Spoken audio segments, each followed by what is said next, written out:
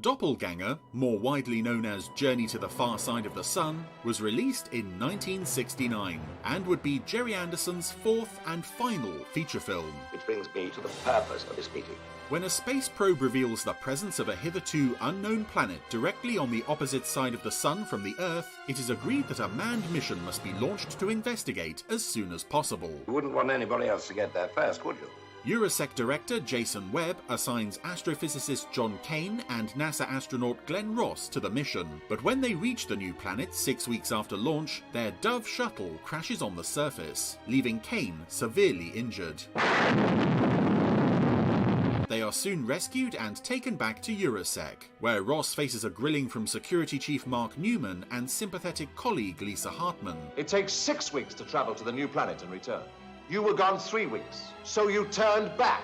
We did not turn back. But he is unable to explain how he has found himself back on Earth. Still doesn't make sense. The world's most experienced astronaut and a leading scientist. Why?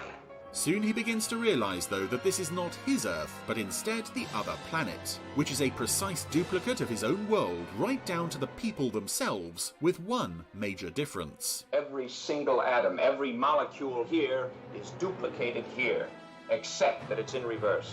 Realising that his own mirror counterpart is now on the world he left, preparations are made to return Ross to his orbiting spaceship aboard a replacement Dove. But will he really be able to make it back to the world he came from? With reversed vision, how will you operate the controls?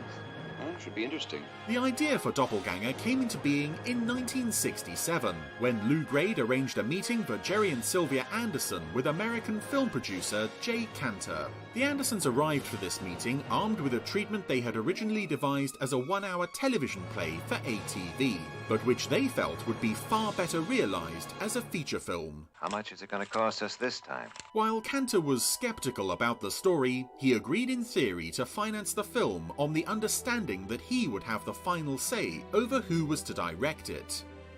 Guaranteed. The Andersons chose Robert Parrish, who was reportedly excited by the script, and Cantor gave his approval for Universal Pictures to finance the production. Although Parrish's name was essential to getting the picture made, the Andersons soon found him very difficult to work with, and much time was wasted with various on-set disputes over how the picture should be shot. Well, we'll see about that.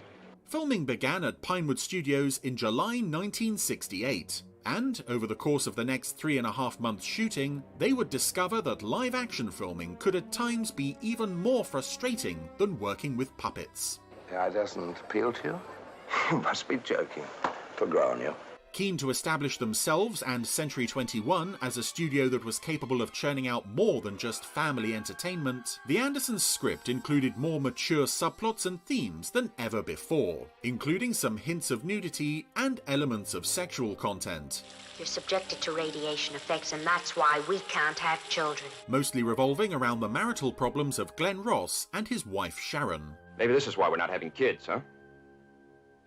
Although such elements would be revisited again to greater success in UFO, more than one of Doppelganger's subplots, and indeed characters, seem to end up leading nowhere. They certainly don't.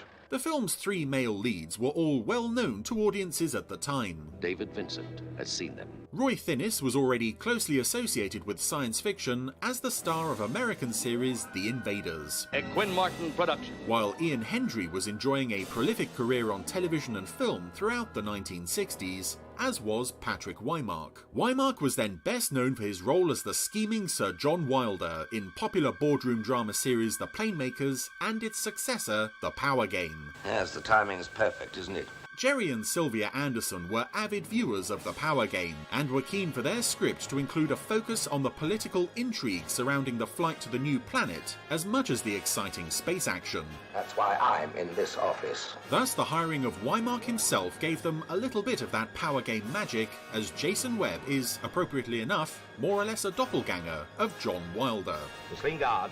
Yes, Sir John. Also appearing in the film as Webb's secretary Pam Kirby was actress Norma Ronald, who had played Wilder's secretary Miss Lingard in both The Playmakers and The Power Game, and would soon return to play Ed Straker's secretary Miss Eland in UFO.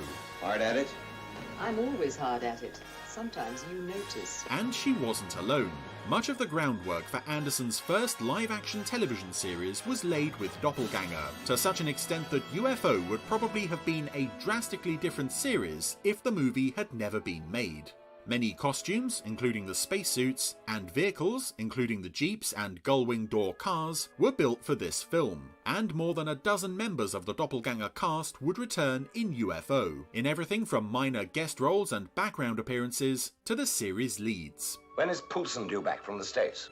Thunderbird's voice artist Peter Dineley was originally hired to play the role of NASA liaison David Poulsen, but concerns over his resemblance to Patrick Wymark led to the part being recast with Ed Bishop. The film's greatest legacy to UFO came with the scene in which Poulsen and George Sewell's Newman discuss a traitor within Eurosec, ending with dialogue improvised by the two actors that firmly established the potential for a greater on-screen chemistry, as we'd soon see with Straker and Freeman. Does our side have anything like this? We have now. Derek Meddings and his special effects team produced more than 200 visuals for Doppelganger, including one of the most spectacular sequences of any Anderson production, the launch of the Phoenix rocket. Liftoff. Greater realism was achieved here by shooting the launch outside under the real blue sky, something which had only been rarely attempted previously, but the results speak for themselves. In this split second of time, you can share an adventure unlikely to be repeated in our lifetime. Although filming was completed in October 1968, the movie wouldn't receive a UK premiere until October 69, with its world premiere taking place in the USA in August. For American audiences, the picture was renamed Journey to the Far Side of the Sun, a title which has over the years become the more widely used of the film's two names. All right. So we prefer the second theory. Universal's apparent lack of confidence in the film was reflected in its poor performance at the box office, and a mixed response from critics and cinema-goers. What the devil's gone wrong?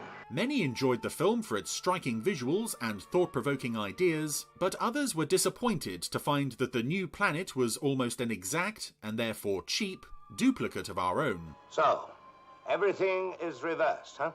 The hell more do you want? And for the first, but certainly not the last time, Anderson's human actors would be compared unfavourably and rather lazily to the characters from his puppet shows. However, as was usually the case, the reality is somewhat different. Correct. Ian Hendry and Roy Finnis give strong central performances, but the show is absolutely stolen by Patrick Wymark, and it really is a shame that this was his one and only encounter with the Anderson universe. This is the theory I prefer to believe. Over the years since it was first released, Doppelganger has enjoyed frequent television repeats and home media releases. I'm for go. Let's go then. It retains its ability to captivate and frustrate audiences in seemingly equal measure, with many comparing it to 2001: A Space Odyssey or an episode of The Twilight Zone. Are you trying to tell me that you don't know any of the people here? Only their doppelgangers. The film's stunning visual effects and strong performances are more than enough to carry it over some of its weaker moments, and its legacy would be very keenly felt by the more successful live-action television series that was soon to come. Red alert. Confirming UFO. Doppelganger will forever remain an imaginative, stylish, and spectacular film, making it a more than fitting final big-screen production from Jerry and Sylvia Anderson.